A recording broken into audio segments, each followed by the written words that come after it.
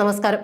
പെരുമ്പാവൂരിലെ ജിഷയെ കൊന്നത് അമീറുൽ ഇസ്ലാം അല്ല എന്ന വെളിപ്പെടുത്തലുമായി യുവാവ് രംഗത്ത്.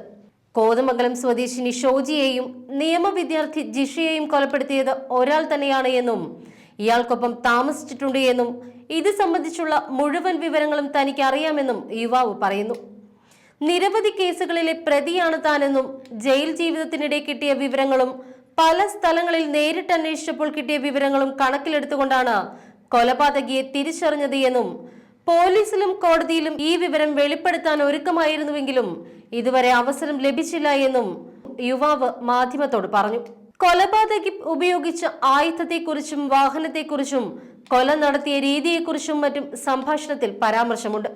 കൊലപാതകിയുടെ പേര് ഫോൺ സംഭാഷണത്തിൽ വെളിപ്പെടുത്താൻ ഇയാൾ തയ്യാറായില്ല. പോലീസോ മറ്റ് അന്വേഷണ ഏജൻസികളോ ഇക്കാര്യത്തിൽ തന്നെ സമീപിച്ചാൽ തെളിവ് സഹിതം കാര്യങ്ങൾ വിശദീകരിക്കാമെന്നാണ് ഇയാളുടെ നിലപാട്. പരിചയക്കാരന്റെ മൊബൈൽ ഫോൺ വഴിയാണ് ഇയാൾ വിവരങ്ങൾ കൈമാറിയത്. അരമണിക്കൂറിലെ ഇയാളുമായി നടത്തിയ സംഭാഷണം റെക്കോർഡ് ചെയ്ത് സൂക്ഷിച്ചിട്ടുണ്ട്. അജി എന്നാണ് പേരെന്നും കോലഞ്ചേരിയാണ് സ്വദേശമെന്നുമൊക്കെ യുവാവ് വ്യക്തമാക്കിയിട്ടുള്ളതാണ്. ബോംബ് നിർമ്മിച്ച് പൊട്ടിക്കാൻ ശ്രമിച്ചു എന്ന വകുപ്പ് ചേർത്ത് പുത്തൻകുരിശ് പോലീസ് തന്റെ പേരിൽ കേസെടുത്തിരുന്നുവെന്നും മറ്റൊരു കേസ് ഇപ്പോൾ നടന്നു വരുന്നുണ്ട് എന്നും ഇയാൾ വെളിപ്പെടുത്തി.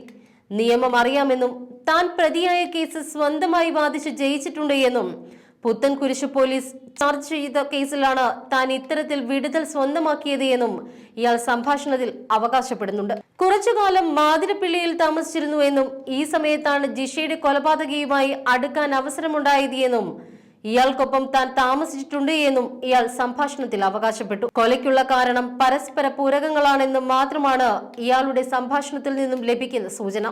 മാതിരപ്പിള്ളിയിലെ ഒരു രാഷ്ട്രീയ നേതാവിനും കൊലപാതകിയെ കുറിച്ച് വ്യക്തമായി അറിയാമെന്നും ഇയാൾ ഉൾപ്പെട്ട ഒരു സെക്സ് റാക്കറ്റിന്റെ പിണിയാളാണ് കൊലകൾ നടത്തിയത് എന്നുമാണ് അജിയുടെ ആരോപണം. ജിഷയെ കൊന്നത് അമീറുൽ ഇസ്ലാം അല്ല എന്നും ഇയാൾ വ്യക്തമാക്കിയിട്ടുണ്ട്.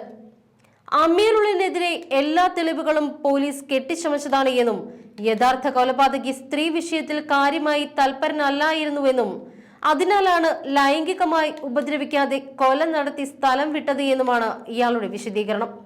ഈ വിവരം അറിയാവുന്നതിനാലാണ് അമീറുലിന് നിയമസഹായം ലഭ്യമാക്കുന്നതിനായി ഇടപെട്ടത് എന്നും അഡ്വക്കേറ്റ് ആളൂരിനെ കേസ് ഏൽപ്പിക്കണമെന്നാവശ്യപ്പെട്ട് കോടതിയിൽ അമീറുൽ ഇസ്ലാം സമർപ്പിച്ച അപേക്ഷ താൻ എഴുതി നൽകിയതാണ് എന്നും അജി പറയുന്നു. താൻ വിവാഹം കഴിക്കാൻ ആഗ്രഹിക്കുന്ന പെൺകുട്ടി കോതമംഗലം സ്വദേശിനിയാണ്.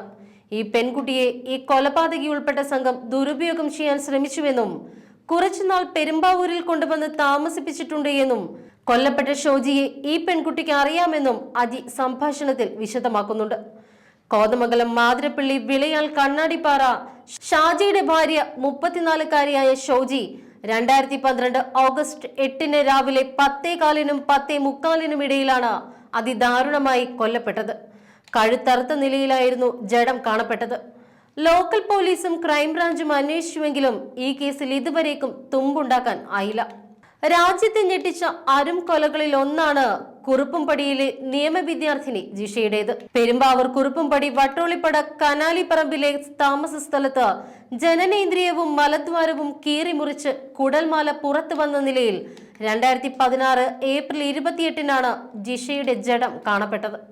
ഈ കേസിൽ കൊലപാതകി എന്ന് പോലീസ് സ്ഥിരീകരിച്ച അസം സ്വദേശി അമീറുൽ ഇസ്ലാമിന് ഹൈക്കോടതി വധശിക്ഷ വിധിക്കുകയും ചെയ്തിട്ടുണ്ട്.